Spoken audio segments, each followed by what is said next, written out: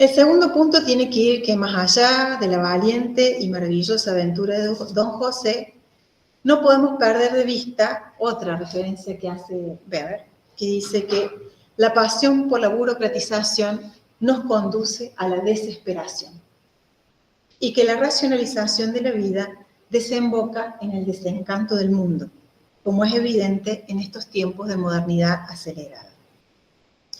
El énfasis en la calculabilidad, la eficiencia, la predictibilidad, el reemplazo de la tecnología humana por tecnología no humana, para reemplazar de alguna manera también, no solo a nivel de costos, sino a nivel de controlar la posibilidad de incertidumbre, ¿no?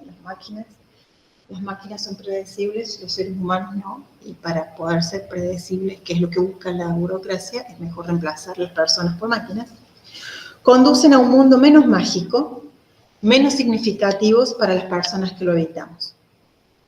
De maneras cada vez más sutiles y a la vez más poderosas, somos controladas por la lógica implacable del costo-beneficio, en una ecuación en que las mayorías siempre estaremos del lado de los costos, mientras que los beneficios quedan cada vez en menos manos. Con motivo de los 25 años de la caverna, hemos reflexionado sobre la transformación estructural del capitalismo en el marco de la imposición neoliberal y su correlato en individuos aislados, auto-hiperexplotados, persuadidos, como señala Tim Jackson, en gastar un dinero que no tienen en cosas que no necesitan a fin de causar una impresión evanescente en personas que no les importan. Hahn, también citado en varias oportunidades en esta cátedra, pone el acento en el paso de la sociedad disciplinaria a la del rendimiento y señala que el hombre depresivo es aquel animal laborans que se explota a sí mismo, a saber, voluntariamente, sin coacción externa. Él es al mismo tiempo verdugo y víctima. El sí mismo, en sentido empático, es todavía una categoría inmunológica. La depresión se sustrae, sin embargo, ¿no? Porque él en este párrafo está discutiendo con otro autor ahí, y entonces que el otro autor considera, no mira en términos de la sociedad del rendimiento como esta sociedad positiva, ¿no? Entonces lo que hace acá en este párrafo Hahn es poner el eje en que la cuestión no es solo del individuo, sino de la sociedad, de la transformación de la sociedad. Entonces dice, al principio la depresión consiste en un cansancio del crear y del poder hacer. El lamento del individuo depresivo, nada es posible, solamente puede manifestarse dentro de una sociedad que cree que nada es imposible. No poder más conduce a un destructivo reproche de sí mismo y a la autoagresión. El sujeto de rendimiento se encuentra en guerra consigo mismo y el depresivo es el inválido de esta guerra interiorizada. La depresión es la enfermedad de una sociedad que sufre bajo el exceso de positividad. Refleja aquella humanidad que dirige la guerra contra sí misma. En la sociedad del cansancio. Y Elena de la Aldea, en el texto que les pasé como lectura complementaria para hoy, dice: el individuo se ha transformado en su propio explotador, a quien se le exige sin descanso día y noche más y más forzamiento de sí mismo, desconociendo que el producto de todo su trabajo irá hacia otros dueños, dejándole a él solo la promesa que a más esfuerzo logrará el éxito. Ello conduce al agotamiento, al cansancio, a la depresión, a la culpa. La soledad y el aislamiento, lo que lo acompañan en su camino contra todos los competidores, son la base de la depresión, la enfermedad de esta época. Mark Fisher, que es un crítico cultural británico, alucinante, que descubrí este año por azar, que también lo traje para hablar en relación a la caverna. Es súper interesante, no sé si lo conoce alguno de acá, para no hablar, porque seguramente hay gente que lo conoce más que yo. En realidad llegué a él buscando cuestiones sobre el aceleracionismo, él es crítico del aceleracionismo, y tiene algunos libros, pero sobre todo se hizo famoso en Inglaterra porque allá por el 2010, 2013, decide a través de internet ¿no? Crear como una red que es cyberpunk, ¿no? De crítica al capitalismo y al laborismo en Inglaterra en ese momento. Y entonces él es crítico cultural, entonces la mayoría de sus referencias tienen que ver con el cine, con la música, va por ese lado. Es un enamorado del aceleracionismo al principio. El aceleracionismo es una mirada filosófica que sostiene que lo que hay que hacer es ir a fondo con las transformaciones del capitalismo para llegar al control, ¿no?, de la producción por parte de una izquierda más radical, ¿sí?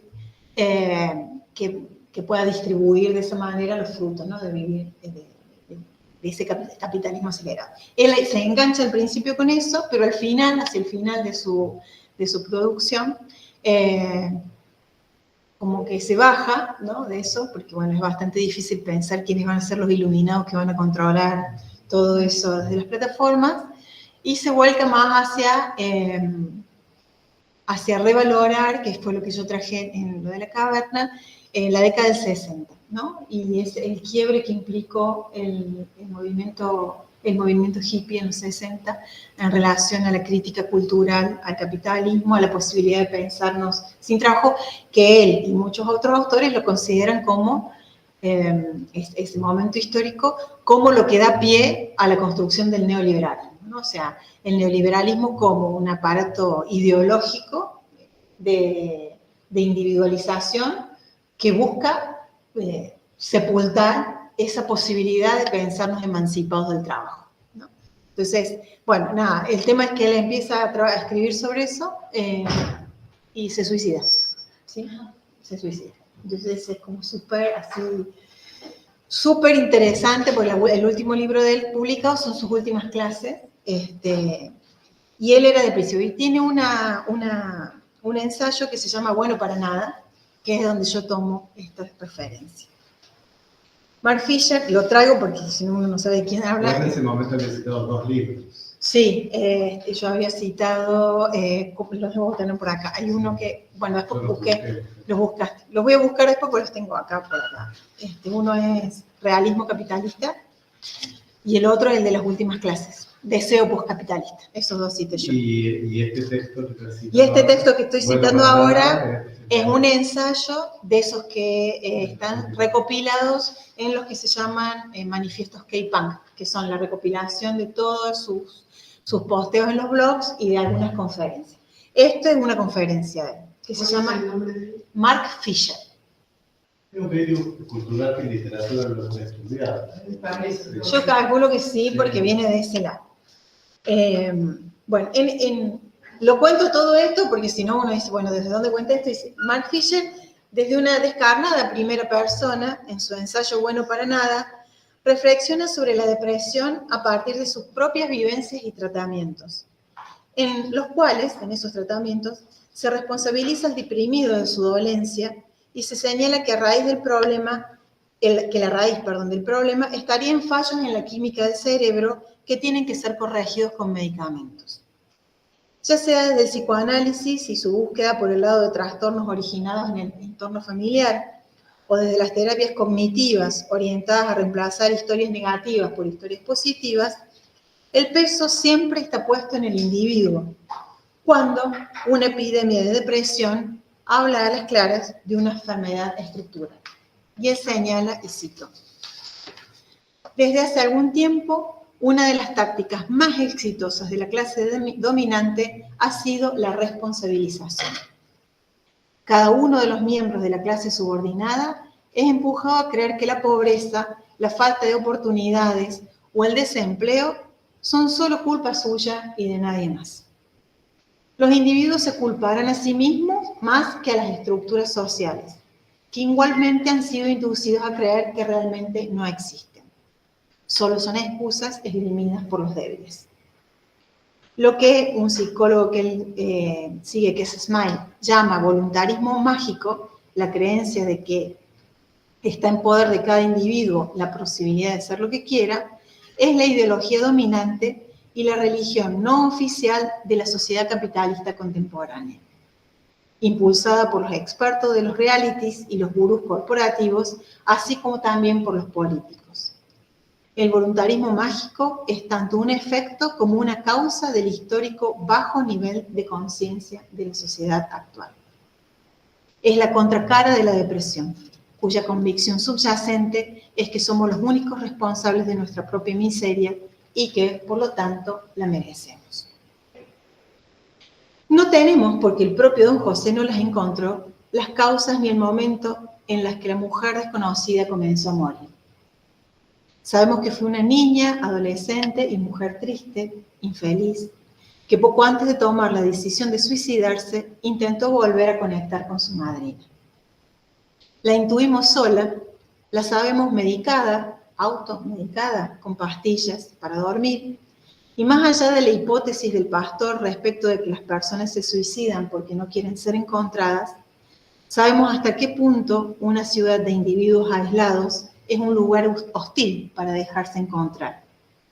Y nos preguntaremos sin respuesta qué hubiera pasado si don José bajaba del autobús cuando creyó identificarla en aquella tarde lluviosa en la que regresaba de conversar con la señora del entrepiso, la madrina de la desdichada. La angustia existencial que lleva a don José a coleccionar vidas de celebridades también puede ligarse al proceso de racionalización.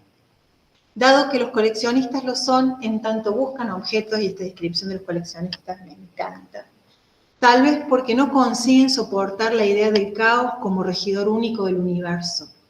Por eso, con sus débiles fuerzas y sin ayuda divina, van intentando poner algún orden en el mundo. Durante un tiempo lo consiguen, pero solo mientras pueden defender su colección. Porque cuando el día llega en que se dispersa, y siempre llega ese día, o por muerte o por fatiga del coleccionista, todo vuelve al principio, todo vuelve a confundirse.